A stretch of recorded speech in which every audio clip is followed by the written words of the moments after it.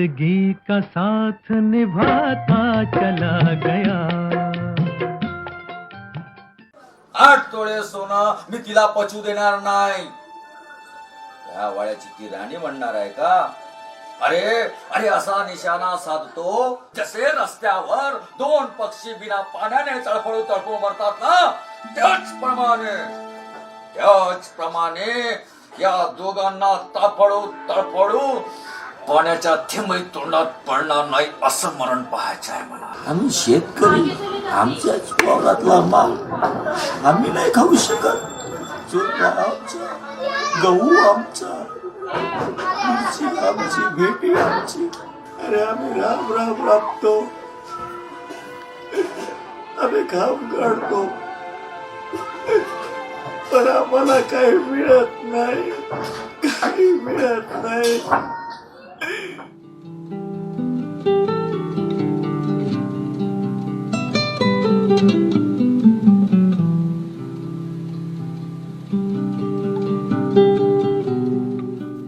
मैं मिलिंद रामचंद्र रामटेके अंबेडकरवादी सांस्कृतिक आंदोलन का सिपाही हूं. बुद्ध, फुले, शाहू, अंबेडकर विचार नाटक, नुक्कड़ नाटकों के माध्यम से गली गली, घर घर तक पहुंचाता हूं. कला के लिए कलाकारी ये मेरे जीवित का उद्देश्य नहीं. कलाकारी अपनी मानवीय जिम्मेदारी से निभाता हूं. और एक पते की बात कहूं, ये सब मैंने मेरी प्रेरणा बाबा साहब डॉक्टर अंबेडकर से सीखा है कि हम जिस माध्यम से भी हो मानवीय संवेदनाएं विकसित करने में अपना योगदान दें. नुक्कड़ का योद्धा, कार्यकर्ता, कलाकार मिलिंद, यही पहचान है मेरी. नागपुर का गंगाबाई घाट एरिया मैंने जब से होश संभाला तब से फेमस है. लड़ाई झगड़े और वाद विवादों के लिए. और अमूमन सब तरफ स्लम में ये व्यवस्था बड़ी सामान्य है, या फिर यूं कहें कि यही यहां की सहज प्रवृत्ति है. इसी स्लम में अत्यंत साधारण परिवार में मेरा जन्म हुआ और शुरू हुई जिंदगी. हमारा बचपन हमारे लोगों के साथ साथ शिवपुर बस्ती में उन शिवपुर के साथ भी गुजरा करता था. बड़ी कठिन परिस्थिति थी तब. वैसे मेरा जन्म तो यही नागपुर में हुआ और बचपन भी इन्हीं गलियों में बीता. तब नागपुर आज जैसा नहीं था. ये रास्ते भी इतने चौड़े नहीं थे. यहीं किनारे हम गुल्ली डंडा, लुका छिपी खेलते थे. इधर से उधर दौड़ लगाते थे. अब तो आधी उम्र पार कर गया हूं. जिंदगी में कुछ बदलाव तो आया है, लेकिन इस स्लम की मानसिकता को बदला हुआ देख नहीं पा रहा हूं. और अब तो इस स्लम में जिंदगी के मायने भी खोते चले जा रहे हैं. खैर, मैंने तो मेरे बचपन को इन्हीं गलियों में जवान होते देखा है. मेरे पिताजी एक रेलवे ऑफिस में सादे कारकुन थे, यानी बाबू थे. वो साकोली जो ग्रामीण पट्टा है, झाड़ी पट्टी, वहाँ से आए, यहीं एजुकेशन किए. और यहीं एजुकेशन करने के बाद उन्होंने अपनी ही रिश्तेदारी में शादी की. मेरी माताजी 9वीं कक्षा पढ़ी थी. पहले हम किराए से रहते थे और फिर हमारे पिताजी ने प्लाट लिया. मैं धीरे धीरे बढ़ता हुआ सिटी बिंजानी कॉलेज में 11वीं में प्रवेश किया. अब तो खैर मैं इस माहौल में रच बस गया हूं, लेकिन बचपन का एक वाकया है. बस्ती में पूरे समय दहशत का माहौल हुआ करता था. बड़े बड़े जो हमारे एरिया में डॉन हुआ करते थे पहले के ज़माने में, वो हमारे घर के सामने से भाले तलवारी लेके गुजरा करते थे और हम घर के सामने आंगन में बैठ के पढ़ाई किया करते थे. हम 2 भाई, 4 बहनें, माता पिता, एक बड़ा परिवार. इतने बड़े परिवार का खर्च एक तृतीय श्रेणी कर्मचारी ने मैनेज करना बिल्कुल लोहे के चने चबाने जैसा था। मेरे पिताजी बहुत तनाव में रहते थे, क्योंकि कोई भी स्वांग रचा जा सकता है, लेकिन पैसों का स्वांग नहीं रचा जा सकता। 4 बहनें, शादी का खर्च, पढ़ाई का खर्च, ये सब बातें देखते हुए पिताजी की तब तंगी हालत थी। पिताजी ने जैसे वैसे 2 बहनों की शादी कर दी। मैं जब सेकंड ईयर में था तब से ही मैंने इंटरव्यू कॉल, कभी रेलवे की इंटरव्यू देना, कभी पुलिस की इंटरव्यू देना, कभी कहाँ की इंटरव्यू देना, लेकिन कुछ सफल नहीं हो पाया। परिवार के आर्थिक हालात और नौकरी से निराशा, इन सब से मन टूट सा गया और बस्ती का माहौल था आवारागर्दी का। मैं भी बस्ती के माहौल में बहने लगा। ये सब देखकर पिताजी भी निराश हुए। मेरी मां भी बहुत दुखी हुई और मैं निराशा की गर्त में डूबकर जिंदगी के उस मोड़ पर आ गया जहां से रास्ते बर्बादी की ओर मुड़ जाते हैं। लेकिन ऐसे में एक बड़ी महत्वपूर्ण घटना मेरे जीवन में घटी। हमारे बस्ती में बुद्ध विहार है, वहाँ रेवत धम्मा भंते जी का वर्षवास चालू था। वर्षवास के दौरान उनको जो परेशानियां होती थी माहौल से, सिपुरों से, तो उनको कुछ लड़के चाहिए थे, अच्छे लड़के जो उनको सपोर्ट करें। तब हमारे भंते जी को चिढ़ाते थे लोग।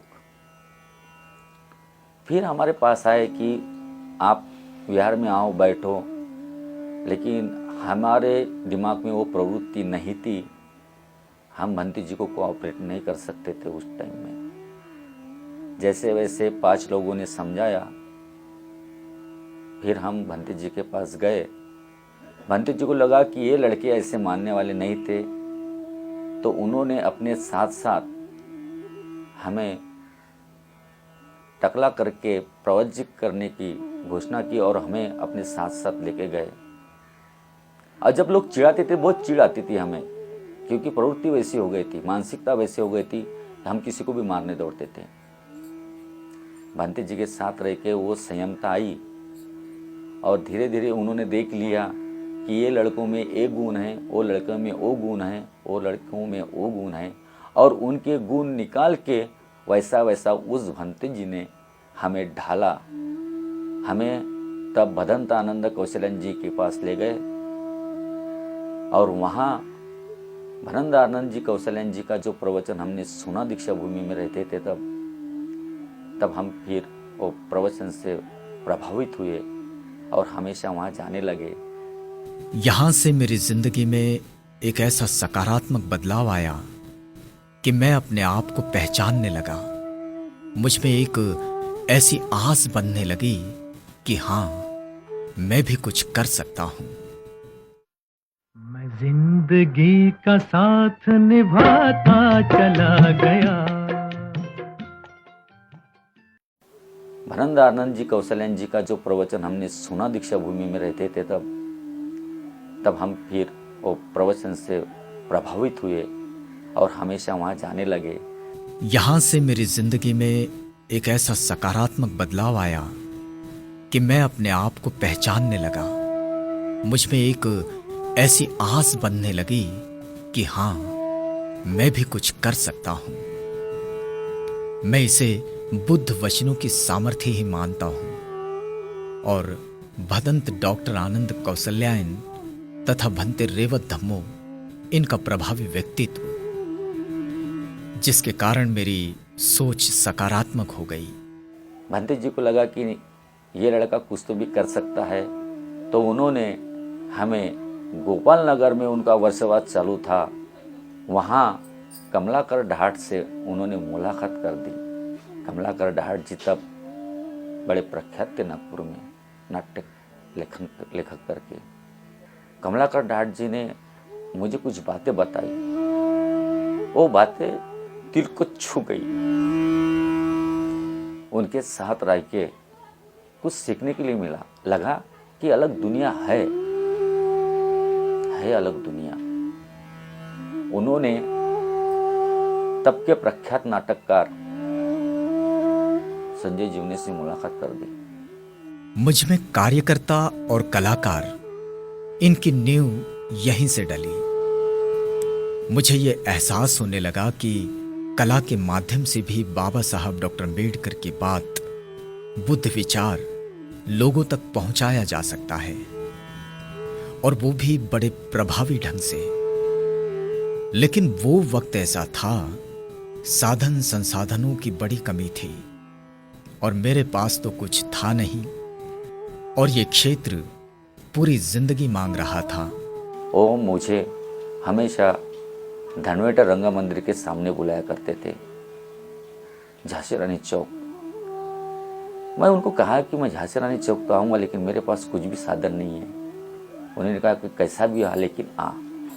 कभी किराए की साइकिल लेके, कभी पैदल मैं बरडी जूनी मंगलवारी गंगाबाई घाट चौक से झांसी रानी चौक पैदल जाता था। ये वो वक्त था जब भारत के सामाजिक परिवेश में मराठवाड़ा विश्वविद्यालय के नामांतरण का आंदोलन, मंडल कमीशन लागू करने संघर्ष और पीड़ितों वंचितों पर हो रहे अत्याचार के खिलाफ प्रदर्शन बिल्कुल एक साथ चल रहे थे। मेरी कार्यकर्ता की पृष्ठभूमि पक्की हो रही थी और एक जिम्मेदार कलाकार मुझ में जन्म ले चुका था। तब मैं हमारी सांस्कृतिक युद्ध भूमि यानी दलित रंगभूमि के साथ समर में खड़ा हो गया। संजय जीवने के साथ मैं पथनाट्य में जुड़ा, स्ट्रीट प्ले में, और उनके स्ट्रीट प्ले से फिर मेरे एक्टिंग और नाटक का सफ़र चालू हो गया। संजय जीवनी जी ने मुझे 1989 में पहला नाटक पैदागिर दिया। बड़ा कठिन रोल था पैदागिर का, मुझे एक्टिंग के बारे में कुछ भी नहीं पता था, लेकिन संजय जीवनी जी की ख्याति थी कि वो मट्टी को भी सोना बना दे, और उसने वैसा कहा, वैसा किया। उन्होंने मेरे अंदर की गुंडा प्रवृत्ति, मेरे अंदर के जो विचार थे, फालतू विचार, उन्होंने नाटक के विचार डाले और मुझे पैदागिर में चांस दिया, रोल दिया, और मेरा पहला शो पैदागिर का धनवट रंग मंदिर में हुआ। अब अम्बेडकरवादी रंगमंच पर मेरी अपनी पहचान बन गई और मैं नाटकों की विशाल अविरल धारा का एक हिस्सा बन गया। वहाँ से फिर अशोक जाम्बुलकर जी के साथ मुलाकात हुई, सुनील रामटेके के साथ मुलाकात हुई, अमर रामटेके, रोशन सोमकुंवर, ऐसे बड़े बड़े हमारे दलित मूवमेंट के नाट्य कलाकार थे, मूवमेंट चलाने वाले थे, उनसे मुलाकात हुई। और फिर टेम्बे की वरात पहली दूरदर्शन मालिका मुझे रोशन सोमकुंवर जी ने दी। हमारा काम बुद्ध फुले अम्बेडकर विचार जनता में पहुंचाना है, तो इस पूरे सफर में कड़वे मीठे सब तरह के अनुभव मेरे पास आए, लेकिन एक घटना जो अब तक मेरे जहन से जाती नहीं और जीवन के अंत तक मुझ में बनी रहेगी, ये घटना है मेरी शादी की। शादी तो सबको याद रहती है, जीवन की बड़ी महत्वपूर्ण घटना है। इसमें मैंने मेरी जीवन संगिनी तो पाई, लेकिन मेरा हर दिल अजीज दोस्त धर्मेश, जो मुझे मेरे दलित रंगभूमि के आंदोलन में मिला था, वो इसी समय मैंने खो दिया। तो मेरी शादी लगा के जब वो रिटर्न आ रहे थे, वापस आ रहे थे, तभी उनका एक्सीडेंट हुआ मारुति शोरूम कामठी रोड पे, और वो वहाँ एक्सीडेंट पे गुजर गए। बड़ा धक्का लगा। कलाकार के मन दिल जब एक दूसरे कलाकार को जुड़ते हैं, मिलते हैं, तो अलग रिश्तेदारी बन जाती है। बड़ा फील हुआ, बहुत बुरा लगा। खैर, जिंदगी कहीं रुकती तो नहीं। विरह के ये जख्म वक्त के साथ धुंधले हो गए और हमारा पूरा ग्रुप फिर अपने काम में जुट गया। अब मैं पूरी तरह नाटकों का हो गया था। मेरी जिंदगी का मतलब नाटक आंदोलन हो गया। क्या दिन क्या रात मैं और मेरी साइकिल और गांव-गांव नुक्कड़ नाटक खेलना, यही जिंदगी हो गई। लेकिन इससे पारिवारिक जरूरतें तो पूरी होती नहीं थी। घर में इसके लिए विवाद भी होने लगा। लेकिन मैंने नाटक नहीं छोड़ा और एक दिन जब मेरी बच्ची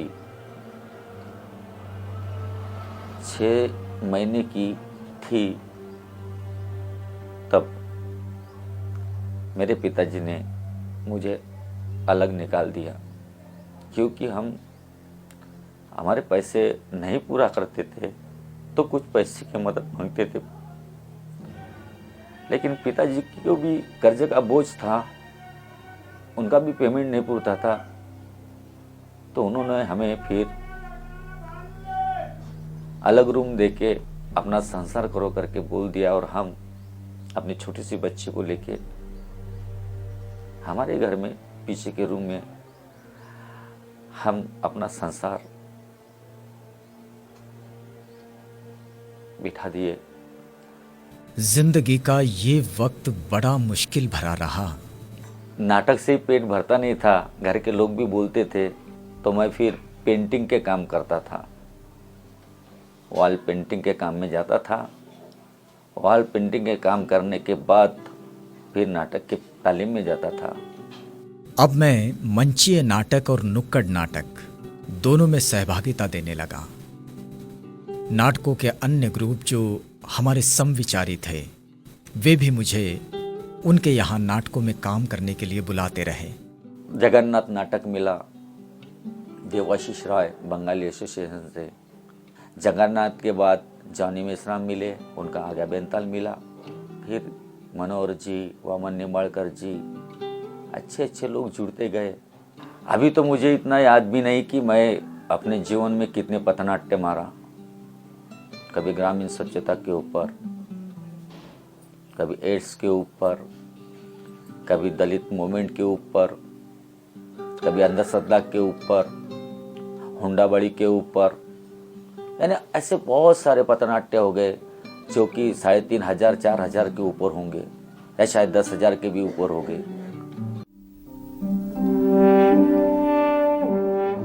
1998 में पिताजी का देहांत हुआ और मां पेंशनर बन गई।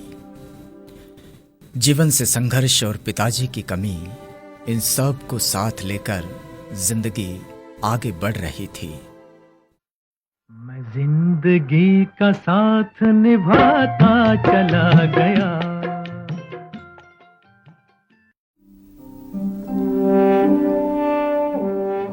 1998 में पिताजी का देहांत हुआ और मां पेंशनर बन गई। जीवन से संघर्ष और पिताजी की कमी, इन सब को साथ लेकर जिंदगी आगे बढ़ रही थी। मां का चेहरा देखकर पिताजी की गैरहाजिरी को पूरा करता रहा। लेकिन कुछ दिन तो ठीक चला, फिर मां को पैरालिसिस हो गया और वो बिस्तर से लग गई।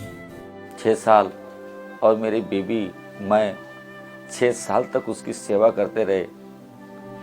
उसको बेड सोल हुए थे, देखना नहीं होता था। 2 घंटे उसके मलहम पट्टी के लिए, बैंडेज के लिए लगा करते थे। मेरी बीबी मैं अपनी माँ की सेवा करने के बाद फिर मैं नाटक में जाया करता था।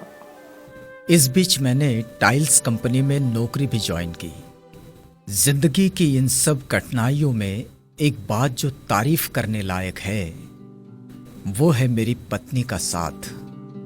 वो न होता तो शायद मैं कुछ कर नहीं पाता। एक बार मैं पथनाट्य जो औरंगाबाद में था उसमें जावेद पाशा, सुनील रामटेके, अशोक जामुलकर, मैं था।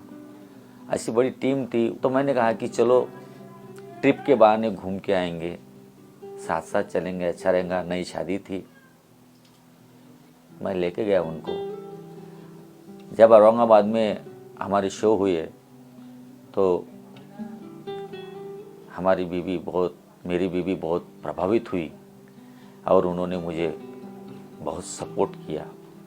तब मुझे कुछ पता नहीं था कि नाटक फील्ड क्या होती है, लेकिन जब उनके साथ मैं जुड़ी तभी मुझे पता चला कि नाटक फील्ड क्या होती है। उनके साथ रहना, आना जाना, घूमना फिरना और उनके साथ साथ रहना, तब से मुझे थोड़ा इंटरेस्ट होने लगा। और मेरे पति भी बहुत अच्छे इंसान हैं, इनका भी हमें बहुत सपोर्ट मिला, मैंने भी इन्हें बहुत सपोर्ट की। हमारी ज़िंदगी अच्छी चल रही है। समर कैंप चलाते हैं, गरीब बच्चों की मदद करते हैं, उनको सहायता करते हैं, उनके सपोर्ट से आगे बढ़ रहे हैं। छोटे छोटे बच्चों को सपोर्ट करते हैं और फ्री में एक्टिंग क्लास लेते हैं और गरीब बच्चों की ज़्यादा से ज़्यादा मदद करते हैं। अब जो कि हमारा जीवन नाटक के लिए ही समर्पित है, और सिर्फ मैं ही नहीं, मेरे कई साथी इस कार्य में जुटे हैं, तो एक सोच बनती गई और लगा कि इससे घर परिवार को कुछ आधार भी तो मिलना चाहिए। मैं नाट्य आंदोलन के साथ साथ व्यावसायिक रंगमंच से भी जुड़ गया। 4-5 साल से झाड़ीपट्टी में काम करता हूँ। पहले अनिरुद्ध वनकर के लोक जागृति कला मंडल में काम करता था। वहाँ से अभी मैं अरमान नाट्य ग्रुप से काम करता हूँ झाड़ीपट्टी में, ग्रहण लागला घरट्याला। यह हमारा नाटक है, अभी अच्छा चल रहा है। अब तो मैं फिल्मों से भी अपने अभिनय के जौहर बिखेरने लगा हूँ। अभी फिलहाल मेरी ग्राम परेशानपुर, जिसमें शक्ति कपूर, असरानी, मनोज जोशी, ये मुंबई के बड़े बड़े स्टार हैं, उनके साथ मुझे भी छोटा सीन मिला। पारशिवनी भागीमारी में उसकी शूटिंग हो गई। उसमें मैं एक ग्रामवासिया का उनके साथ रोल कर रहा हूँ। मैंने अभी तक 50 एल्बम में काम किया हूँ, उसमें 40 एल्बम भीम जी के हैं। और मैं आज दलित रंगभूमि नागपुर, मेरे दलित समाज के वजह से आज मैं मिलिंद रामटेके इस मुकाम तक पहुंचा हूं। अब घर परिवार की स्थिति में ये कहने का सामर्थ्य जुटा पा रहा हूं कि अब थोड़ा ठीक है। मेरी अभी बड़ी बच्ची अदिति मिलिंद रामटेके बीकॉम होके LLB फर्स्ट ईयर कर रही है। दूसरी बच्ची मेरी उपाली मिलिंद रामटेके, वो अभी 12वीं साइंस में है। और जो मेरा भाई गुजर गया था, मेरा भाई गुजर जाने के बाद उसकी शादी हो गई थी। उसकी बीबी एक छोटी सी बच्ची को छोड़ के दूसरी शादी की, और वो भी बच्ची मेरे पास है। वो अभी 5वीं में है, 6वीं में तृष्णा विकास रामटेके, उसको भी मैं पाल रहा हूँ। Myself Aditi Ramteke and I'm a student attachment to LLB first sem and my father is artist। बहुत सपोर्ट किया उन्होंने मुझे, और हम भी सारे फैमिली उन्हें बहुत सपोर्ट करते हैं। बहुत स्ट्रगल भी किया उन्होंने लाइफ में। मुझे ज़्यादा कुछ तो नहीं पता, क्योंकि मुझे पापा इतना बताते नहीं है, बट जितना बताते हैं उतने में मैं यही सेटिस्फाइड करूँगी कि पापा ने मुझे बहुत सपोर्ट किया और बाकी लोग भी बहुत अच्छे हैं। मैंने जो बोला कि पापा मुझे ऐसा चाहिए वैसा चाहिए, उन्होंने कोई मना नहीं किया। जो भी उनकी कंडीशन थी वो हमने अप्लाई किया और उन्होंने हमारी कंडीशन अप्लाई की। वक्त के साथ हालात बदलते हैं। नाट्य क्षेत्र में अनुभव इतना हो गया है कि अब उसे बांटा जाए। वैसे तो कला के क्षेत्र में गहराई की कोई सीमा नहीं होती। कोई भी पूरा कलाकार कभी होता नहीं है, लेकिन अभी कुछ समर कैंप लगाकर इस पीढ़ी को नाटक जरूर सिखाता हूं। एक्टिंग जो दिल से करे, 2-2 महीने करे, एक एक चीज का ध्यान रखे, लैंग्वेज, बॉडी मूवमेंट, चेहरे के हाव भाव, डायलॉग डिलीवरी, चढ़ उतार, प्रोनाउंसिएशन, ये जो चीजें मिलती है उसमें कलाकार के अंदर में एक्टिंग आती है। एक पिक्चर में काम करने के बाद स्टार, पिक्चर बनने के बाद मुंबई, आना जाना कुछ भी नहीं, 0 बजट नहीं, ये आदमी कभी कलाकार नहीं बन सकते। 2 दिन की चांदनी फिर अंधेरी रात, जब तक लोहे को घन मिलेंगे नहीं, लोहा तपेगा नहीं, तब तक वो कलाकार बनेगा नहीं। जुम्मा 3 दिन मत किया करो, हवा में मत उड़ा करो, फालतू सपने मत देखा करो, मेहनत करो, सीनियर की इज्जत करो, प्रैक्टिस करो, वो चीज को समझो। नाखून से लेके सर के बालों से लेके अंगूठे की नाखून तक एक्टिंग होती है। आवाज से लेके, गले से लेके, पेट से लेके, बेंबी से लेके एक्टिंग होती है। एक एक हरकत की एक्टिंग होती है। एक्टिंग मरते दम तक आदमी सीखता नहीं।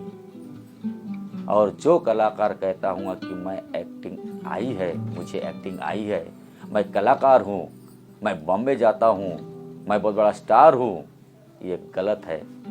मर भी जाओगे तो भी एक्टिंग पूरी कर नहीं पाओगे। मरना ये भी एक एक्टिंग है।